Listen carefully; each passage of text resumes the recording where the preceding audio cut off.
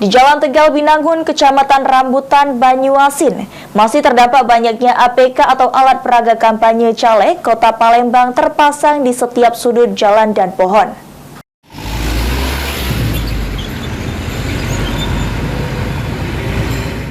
Spanduk dan baliho caleg yang ada di Tegal Binangun, Kelurahan Jakabaring Selatan, Kecamatan Rambutan, Kabupaten Banyuasin, terlihat melanggar aturan wilayah, yang mana caleg Kota Palembang tersebut masuk wilayah Kabupaten Banyuasin.